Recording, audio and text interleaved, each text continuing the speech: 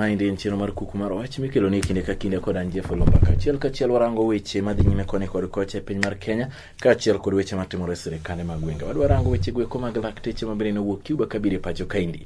Nyaka sani eri koro do pod oketo gitenge ni mondo miki gichak tijegi ka bende nitiere bura mantiere e nyim doho. Wadwarango ni to Oganda to molo ma jo Kisumu paro nade e lakteche mo Cuba mabende bire pacho kaindi. Ka bende ywak osebedo koni kod kocha ni nitiere dakteche mathoth e thur kaindi mapok ondiki tich te chakio mo dakteche moko kawuok oko. Wadwarango weche gweko makedo kod weche mag mibadhi mabende jatend piny owacho ne wacho ni mondo jotelo duto mochung' ne weche gweko mag accounting ka achiel kod procurement bende ochako timnegi vetting manyien. Ka achiel kod Kisumu kaindi obro rango weche mopogore opogore mag board members mag gweko ma Kisumu City.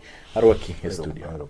Moso Oganda wa Wach negi. Moso jowinjo waduto kamoro moro magintie kendo ageno ni obro go mbaka maber kendo ageno ni gingima kendo an gadier ne Kisumu chiwo maber kendo Oganda chiwo maber. Erokamano nya Audi Ogada bende jakom mar duond twak mar jo Kisumu. Wachako kod weche gweko mag city board members mabende ne ochak go lwetgi kogno. Chenro ni eri nyalo nyiswa ni sani eri ochopo kuma chalo nade to bende otime ka kod chike mabende ni timo nego bende tai. Jeff Kisumu en achiel kuom cities adek moyangi katiba ma Kenya. En Kisumu, en Mombasa gi Nairobi.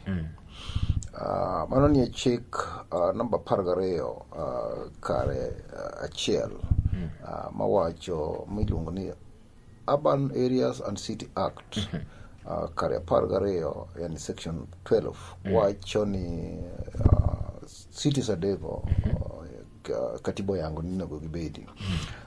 Section 13 yani kare 13 mar Urban Areas and City Act mano chik marito kimo luongo ni cities obed Nairobi obed Kisumu obed Mombasa. The act wacho kare 13 achiel ni cities go nyaka bed gi board ema biro bedo kaka thor maduong' marango kendo tim neno ni jopiny jo Kisumu oyudo services monego giyudi.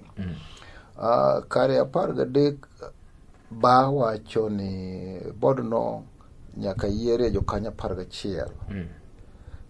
Kanya 11 auchiel kuomgi gin jogo miyiero individual iyiero gi kaka gin ok gi represent sector moro amora. But to nyaka gibed gi qualification. Nyaka gibed ni gin gi rang'iny ma chik the same chik mabende bire kanyo wacho. Kare 14 to koro wacho ni board members nyaka awacha auchiel manyaka wuogie manyaka yier individual gin inyalo yiergi as individual people.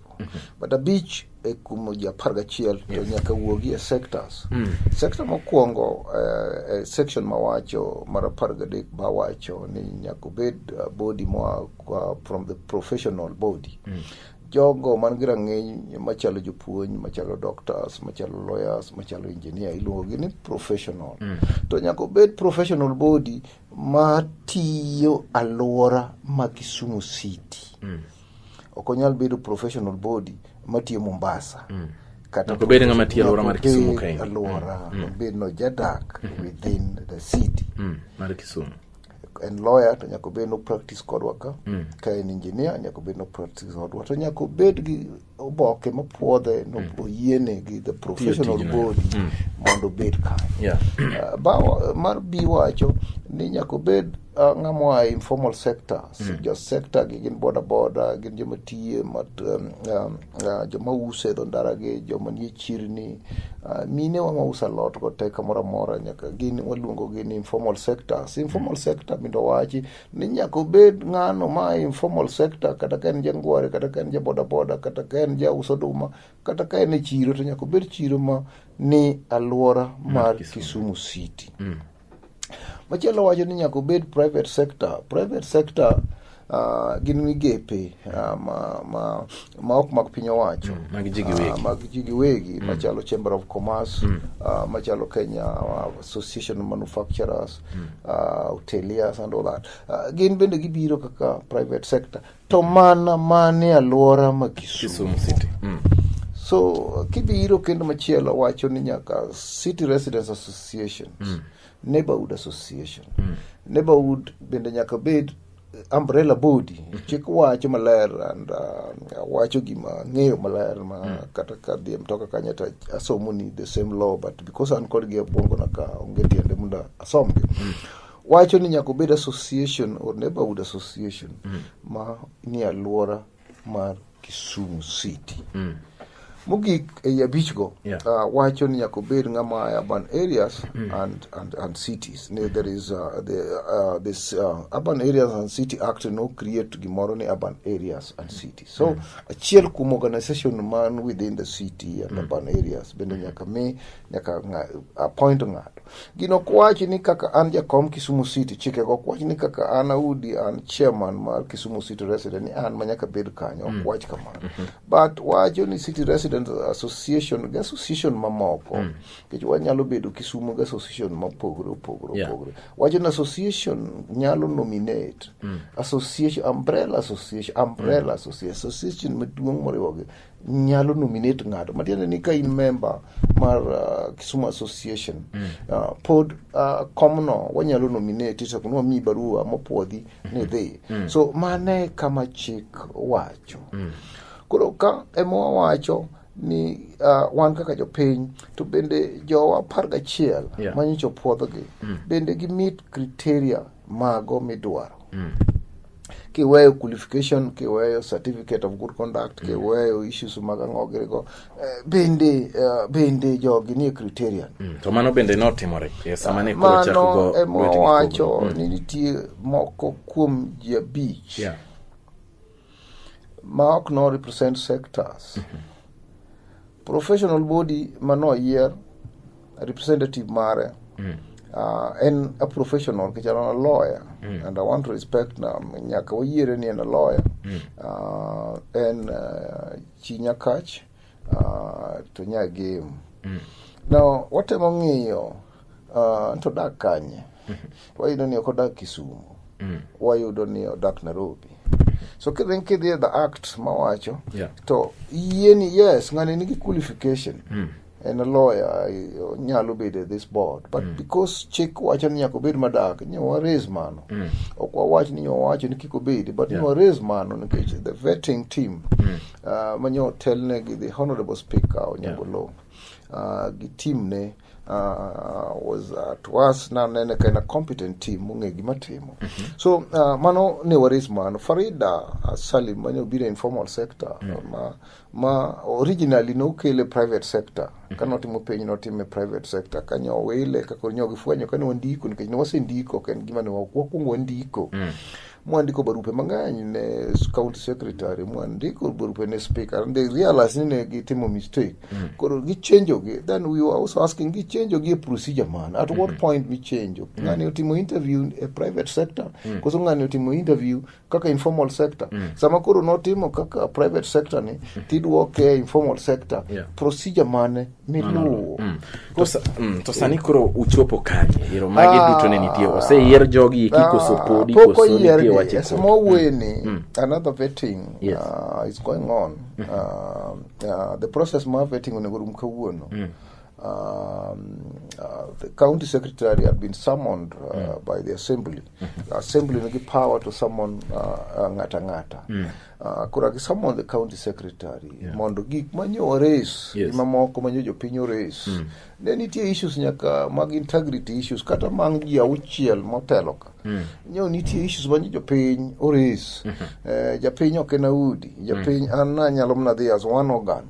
And raising question kata mar one organ, but several other organs kata jopiny individually nyone kanyo kendo nyalo neno ni odichieng' mokwongo manyocha to kata lweny no wuokie ka jomoko no raise issue mar law moro mano iwachore ni Victoria Primary School ne wachore ne achiel kuom jogo mopuodhe board ne jopiny dwa ng'eyo ni lobono no use nade to pesa no notiyo nade mano nyoko dhi maber ma church ni owuok e vetting magi gin gik manyo assembly the vetting team ema no make decision maggi moko be wachore ni moko ne okelo barupegi ma ne dwaro kaka barua moa chief yudre nitie jomoko manoko kelo to ka barua waka chief barua no wacho ni ng'ane dhi e vetting man jomoko bende nie iye kanyo ma wachore ni ne gitero mna pay slip ne gitero mna slip mar school to ok ne gitero original photocopy mar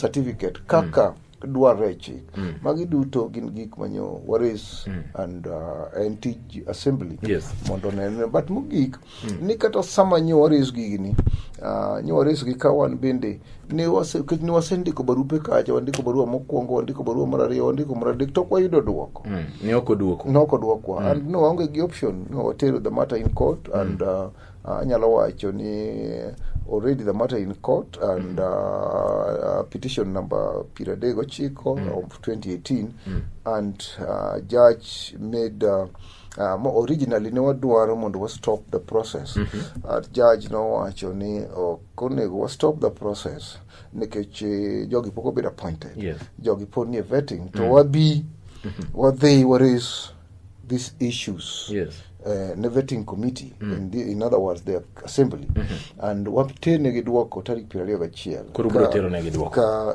both one gigin they have already been summoned gin bende ni nyaka gi appear e court koro bro tero duoko tarik 21 te wan kod gi tarik 21 ero kamano obro kawiyo matin Audi Ogada kai to bro duoge thuolo mar ariyo ma indien chenro mar Kuku mar Wach.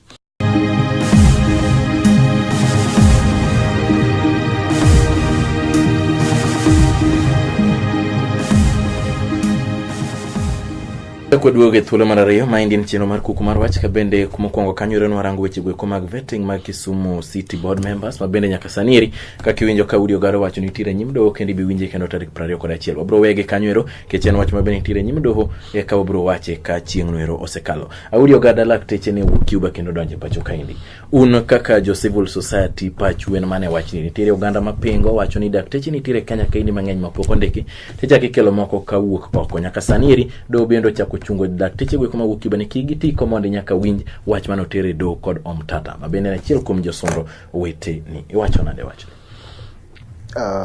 Jeff ina dier ni achiel kuom ratiro amane wayudo e katiba ma waluongo ni katiba ma the best ma Kenya osebedo go nyaka wayudo uru 2010 katiba ma 2010 omiyo japiny moro mora ratiro mondo yud thieth onge kama katiba no wache ni nyaka japiny bed gi pesa e ka yud thieth but warango ni to bende chik ma katiba miyo ratiro marwa ni bende wayudo thieth to wayudo ni ok wayudo thieth e yo makare nitie nyawo mang'eny nitie mibadhi mang'eny nitie kata daktache wegi ma daktache mamoko ando kaluoro wacho mano mamoko moro ne jopiny mogone gi arambe mondo gidhi gitim gitiek sombgi mar bedo daktar matimre thurwa ka arambe osego mang'eny to king'iyo mos ng'eny daktache ma wan ga Kenya ka gitin yes so nego wandik daktache moko but mantie gi matiyo osiptal mwaluongo ni public hospitals rwande mag sirikal inyalo yudo ka gibedo kanyo mna mondo med experience mag teach and ka gichopo level moro makoro in their own opinion koro gineno ka gin joma koro nyalo tiyo tibiro yudo ka daktache oyawo private way giyawo mag giwegi and ma kelo pek ahinya e yor ma thieth ne japiny Uganda ma Kenya percentage madhi almost 70 gin jogo ma nigi yuto mapiny ma dier ma Nyasaye ok nyal yudo pesa ma githiedhrego e osiptende mamoko kata mag piny owacho. An Jeff in gi an isomo gaset kendo in ja media ka ulando ga gigi mang'eny nyaka londo.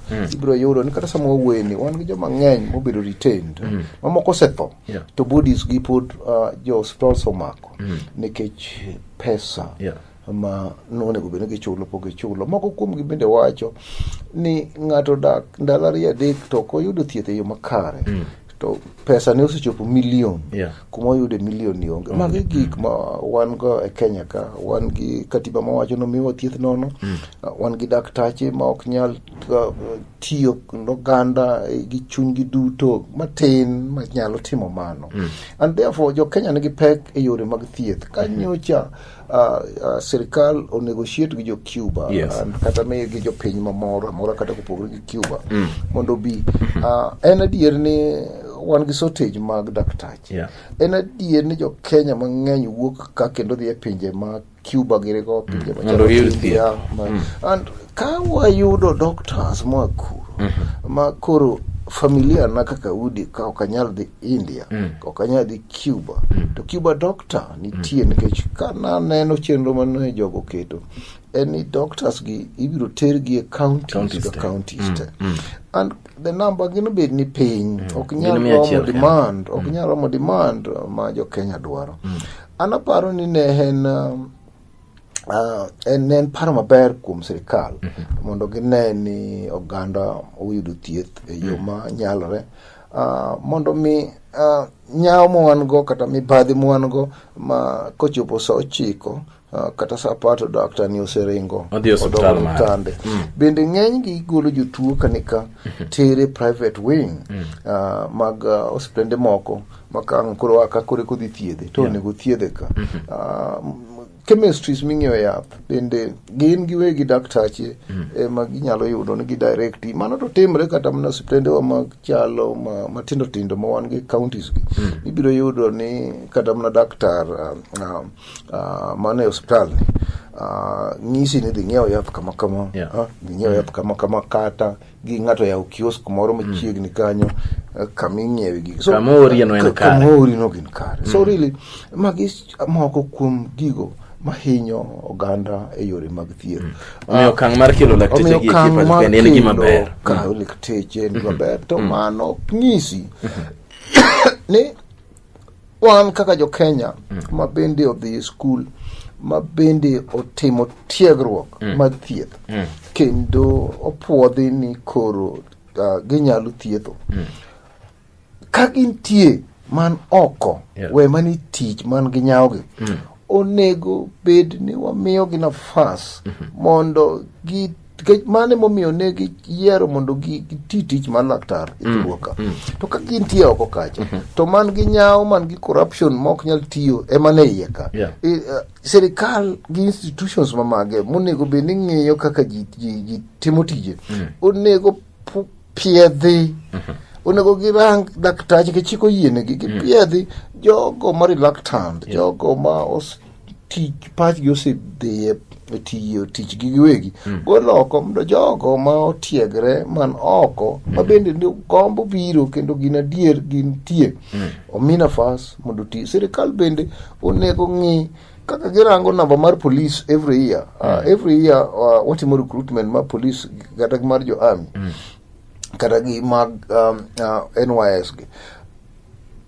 Onge lweny mwaga ahinya Kenya kama miyo diang' wawachi ni askechewa thoga mang'eny momiyo every year wanyalo timo. But daktache to nitie demand monego bed ni wa improve. And anyalo wacho ni wa team e sector mar hospital ni bende waket ni every year wakaw daktache mondo namba mag jotuo ma wan go e Kenya oyud kaka digi yud thieth. Erokamano ahinya. Nyisa ni wach mogik mondo walosi en kedo kod weche mag mibadhi. Niwinjo ka ker ne wacho ni sani koro procurement officers kaachiel kod chief accountant officers mondo miyo bed tenge mondo timnegi nonro lang' ni to lifestyle otimnegi lifestyle audit ni to gidak nade, omenda giyudo nade. Paro ni maendi bende nyalo konyo e weche mag mibadhi. Wadong' gi dakika 2. Wach mag mibadhi okanyal wacho kama fault president mokayiego kode ahinya ni why one sector. why one sector issue mar mibadhi ni also affects sectors mang'eny ayie kode ni pache no to ber but okunego time the executive directive mugolono lore gi chik mar katibo miyo ji emo miyo jogi dhi do koro miyo an adier ni institutions ma wan go OTT, the ethics and anti-corruption, the Sanina Nano DPP is up to the task. Haji.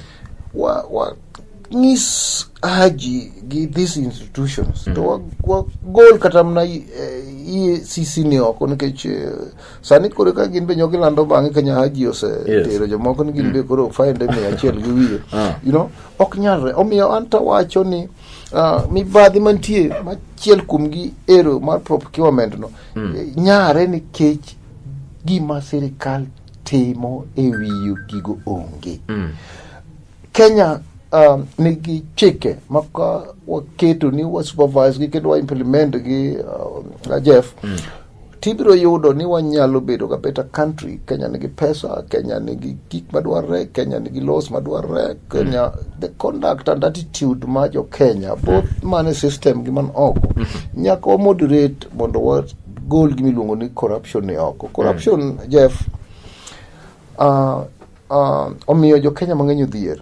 Corruption mang'eny omiyo jo Kenya mang'eny ok nyal yudo ratichgi kama gitiere. Corruption ma Kenya omiyo Kenya kirango kata Kisumu ka ibiro yudo ni Kisumu ka jo momewi modak pesa kikwano gi samoro kinyal yudo ni gin dhano manya chopo kata lof gitin to gitin to pesa to gin go manyalo pogo dhano mang'eny mudongi matcham. So is mano gima nyaka wa change. In fact nitie pinje moko nyalo paro ne okanyal ma remember mane keto kiwango ni kisemiyo to this percentage pesa makoro handi kata kene loke ohandi ni pesa makoro wuok e wiye malang imiyo jogo modhier. Mana ng'eyo ni ratiro ma wan go e Kenya katiba be samoro ok ni kare.